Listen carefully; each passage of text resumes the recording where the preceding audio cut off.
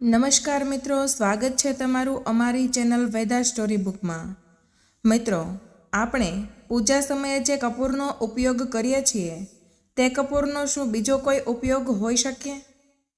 મિત્રો, શાસ્ત્રોમાં પણ ઘરમાં કપૂર બાળવાની ભલામણ કરવામાં આવી છે।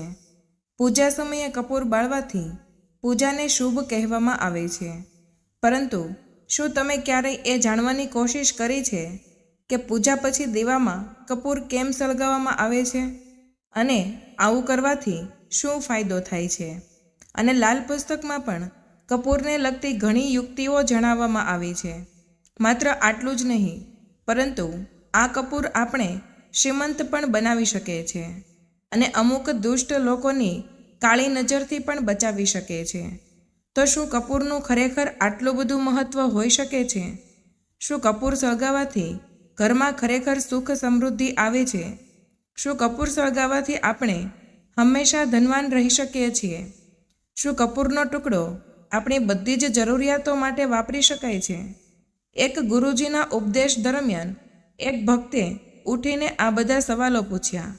ત્યારે ગુરુદેવે કહ્યું કે જે સ્ત્રી કોઈને કહ્યા વગર આ જગ્યાએ ફક્ત કપૂરનો ટુકડો મૂકી દે છે, એના ઘરમાં પૈસા હંમેશા આવતા રહે છે।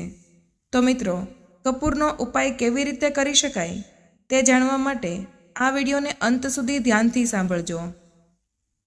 મિત્રો, હિન્દુ ધર્મમાં કોઈ પણ પૂજા હોય, યજ્ઞ વિધિ હોય કે પછી રોજ કરવામાં આવતી આરતી હોય, કપૂરને હિન્દુ ધર્મ અને શાસ્ત્રોમાં ખૂબ જ પવિત્ર માનવામાં આવે છે અને એવું માનવામાં આવે છે કે જો કપૂર પૂજાના સમયે સળગાવવામાં આવે તો ઘરમાં હંમેશા સુખ શાંતિ બનેલી રહે છે અને તમામ નકારાત્મક ઉર્જા ઘરની બહાર નીકળી જાય છે। કપૂરના ઘણા બધા ફાયદાઓ જ્યોતિષ અને વૈજ્ઞાનિક રીતે પણ વર્ણવવામાં આવ્યા છે। તો ચાલો જાણીએ કે કપૂરનો એક નાનકડો ટુકડો આપણને ધનવાન કેવી રીતે બનાવી શકે છે। મિત્રો, આપણે સૌથી પહેલાં એ જાણીએ કે કપૂર શું છે। મિત્રો, ખરેખર કપૂર એક રસાયણ છે જે આપણને મદદ કરે છે। કપૂર વનસ્પતિના છોડમાંથી બને છે અને તેની સુગંધ મનને શાંત કરે છે। તેમજ કપૂર આપણા જીવનની ઘણી બધી સમસ્યાઓ દૂર કરવામાં મદદ કરે છે। કપૂર સળગાવવાથી જે ધુમાડો નીકળે છે એ આપણા વાતાવરણને શુદ્ધ કરે છે, સાથે સાથે અનેક રોગોમાંથી મુક્તિ આપે છે। એટલું જ નહીં, પરંતુ કપૂરની સુગંધના કારણે જંતુઓ પણ ઘરમાંથી દૂર રહે છે। મિત્રો, એવું માનવામાં આવે છે કે કપૂર બાળવાથી સકારાત્મક ઉર્જા વધે છે અને જો પૂજા અથવા તો યજ્ઞ દરમિયાન કપૂરનો ઉપયોગ ન કરવામાં આવે તો આ પૂજા વ્યર્થ ગણવામાં આવે છે, કારણ કે કપૂર દેવી દેવતાઓને પ્રસન્ન કરે છે અને તે સર્વશક્તિમાન સાથે એકતાનું પ્રતીક માનવામાં આવે છે।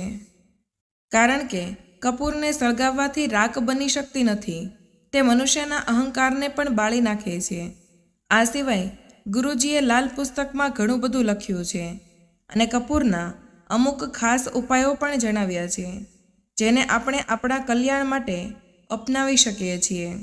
જેમ કે ઘરમાં લડાઈ ઝઘડા થતા હોય, તકરાર થતી હોય, ઘરના સભ્યોમાં મતભેદ રહેતા હોય અને કહેવાય છે કે સ્ત્રીઓએ ઘરના ચારેય ખૂણામાં કપૂરનો એક ટુકડો રાખવો જોઈએ અને આ કર્યા બાદ થોડા સમય પછી તમને જોવા મળશે કે તમારા ઘરમાં શાંતિનો માહોલ બનતો હશે અને પરિવારનું વાતાવરણ પણ શાંત બને છે।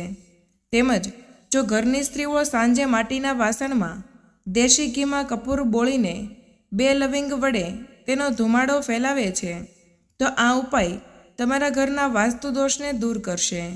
અને મિત્રો, જુઓ, તમારા ઘરમાં પિતૃદોષ હોય તો એ પણ દૂર થાય છે અને દેવી દેવતાઓ તમારા પર એમની કૃપા અને આશીર્વાદ વરસાવતા રહે છે।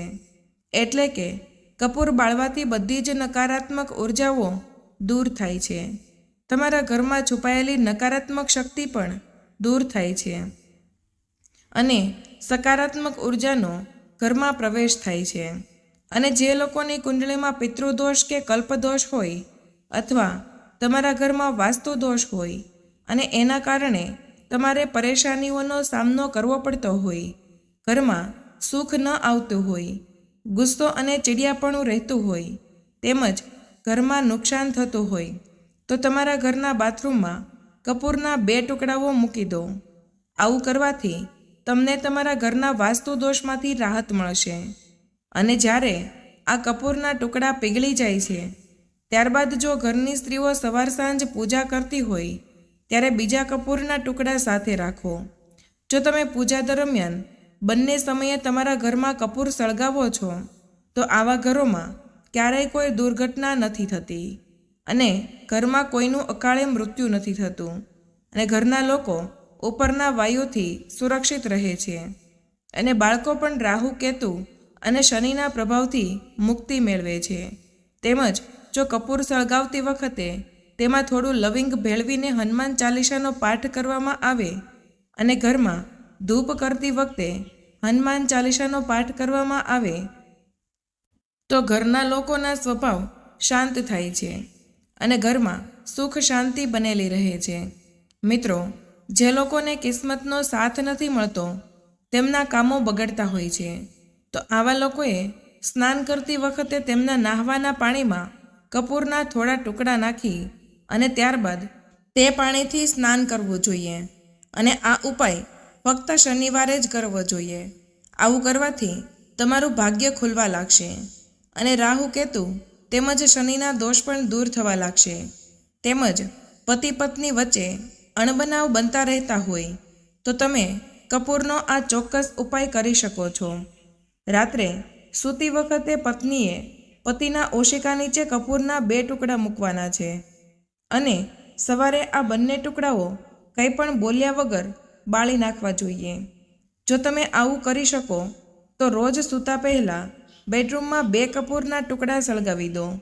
આવું કરવાથી તમારી અને તમારા જીવનસાથી વચ્ચેની સમસ્યાઓનો અંત આવવા લાગશે અને બંને વચ્ચે પ્રેમ વધવા લાગશે. ગુરુજીએ એવું પણ જણાવ્યું છે કે તમે દેવીની પૂજા કરવા માંગતા હોય તો દેવતાઓને પ્રસન્ન કરો અને પછી તે દરમિયાન આરતી વખતે રોજ સવાર સાંજે કપૂર સળગાવો અને તેનો ધુમાડો આખા ઘરમાં ફેલાવો. એની સુગંધથી આખા ઘરનું વાતાવરણ શાંત થશે અને દેવી દેવતાઓ પણ પ્રસન્ન થઈને તમને આશીર્વાદ આપશે અને તમારા ઘરની સુખ શાંતિ વધવા લાગશે. તેમજ જે લોકોના વિવાહ ન થતા હોય, તેમાં અવરોધો આવતા હોય, તેના અવરોધોનો સામનો કરી રહ્યા હોય અથવા તો તમારા ઘરના યુવક યુવતીઓના લગ્ન ન થઈ રહ્યા હોય તો આ ચમત્કારિક ઉપાય પણ કરી શકો છો. તેના માટે તમારે 36 લવિંગની જરૂર પડશે અને 6 કપૂરના ટુકડા લેવાના છે. ત્યારબાદ તમારે યજ્ઞની તૈયારી કરવી પડશે અને દુર્ગા માતાનું નામ લઈને યજ્ઞમાં ઘી સાથે 36 લવિંગ અને 6 કપૂર અર્પિત કરવા પડશે. આવું કરવાથી જેમના લગ્નમાં અડચણ આવતી હોય તે તમામ અવરોધો દૂર થાય છે અને તેમને જલ્દી જ સારા સમાચાર મળે છે. તેમજ ગુરુજી એ સ્ત્રીઓ માટે કપૂરના કેટલાક અસરકારક ઉપાયો જણાવ્યા છે કે સ્ત્રીઓ આ ઉપાયને અનુસરીને માતા લક્ષ્મીને પોતાના ઘરે આમંત્રિત કરી શકે છે. ગુરુજી કહે છે કે જો ઘરની સ્ત્રીઓ સવારે પૂજા કરતી વખતે ગુલાબના ફૂલમાં કપૂરની 1 ટુકડી નાખે છે અને સાંજે પૂજા કરતી વખતે ગુલાબના ફૂલમાં કપૂરની ટુકડી મૂકીને તેને વાળી લ્યો. આ દુર્ગા માતાને અર્પણ કરો. 43 દિવસ સુધી સતત આવું કરવાથી તેના ઘરમાં પૈસા હંમેશા આવતા રહે છે અને તેનું ઘર ધન ધાન્યથી ભરેલું રહે છે. ત્યારબાદ તેને ધનની કોઈ કમી અથવા કોઈ સમસ્યા નથી રહેતી. ગુરુજી કહે છે કે સ્ત્રીઓએ આ ઉપાય અવશ્ય કરવો જોઈએ. ગુરુજી એ બીજો ઉપાય પણ જણાવ્યો છે કે જો ઘરની સ્ત્રીઓ રસોઈના કામકાજ પતાવ્યા બાદ રસોડા, ત્યારબાદ રાત્રે કોઈ ત્રાંબાના વાસણમાં 2 કપૂરની ટીકડી સળગાવી દો. આવું કરવાથી તેનું ઘર હંમેશા ધનધાન્યથી ભરેલું રહેશે અને એવા ઘરમાં ક્યારેય પૈસાની કમી નહીં આવે. તો મિત્રો, આ હતી ગુરુજીની સલાહ. આ સિવાય કપૂરના વૈજ્ઞાનિક ફાયદાઓ જોઈએ તો કપૂરની સુગંધ હવાને શુદ્ધ કરે છે અને બેક્ટેરિયાને પણ દૂર કરે છે, જેના કારણે ફૂગ અને ઇન્ફેક્શન જેવી બીમારીઓ ઘરમાં આવતી નથી. તેમજ તેને કપૂરના તેલથી માલિશ કરી શકો છો. તેનાથી તમારા દર્દમાં રાહત મળશે. અને જો તમને માઇગ્રેનની તકલીફ હોય કે શ્વાસ લેવામાં તકલીફ થતી હોય તો જો તમે કપૂરની સુગંધ શ્વાસમાં લો છો તો આવું કરવાથી તમારું શરીર શુદ્ધ થાય છે અને તમને રાહત મહેસૂસ થશે. તો મિત્રો, ગુરુજીએ સ્ત્રીઓને તેમના ઘરમાં દરરોજ કપૂર સળગાવવાની અને ઘરના બાથરૂમ અને રસોડામાં કપૂરની ટુકડીઓ રાખવાની સલાહ આપી હતી. આમ કરવાથી તમે તમારા જીવનમાં સુખ અને સમૃદ્ધિ લાવી શકો છો. તો મિત્રો, આ સાથે આજનો આપણો વિડીયો અહીંયા જ પૂર્ણ કરીએ છીએ. જો તમને આ માહિતી પસંદ આવી હોય તો એકવાર કમેન્ટમાં જય શ્રી કૃષ્ણ જરૂર લખી દેજો. સાથે જ તમારા મંતવ્ય અમને જરૂર જણાવજો કે આગળના વિડીયોમાં તમે કેવી સ્ટોરી સાંભળવા ઈચ્છો છો તે પણ જણાવી દેજો. અને અમારી ચેનલને સબસ્ક્રાઈબ કરવાનું ભૂલશો નહીં. વિડીયોને લાઈક કરી અને તમારા મિત્રો સાથે શેર કરજો. મળીએ એક નવા વિડીયો સાથે. ત્યાં સુધી બધાને જય શ્રી કૃષ્ણ. ધન્યવાદ.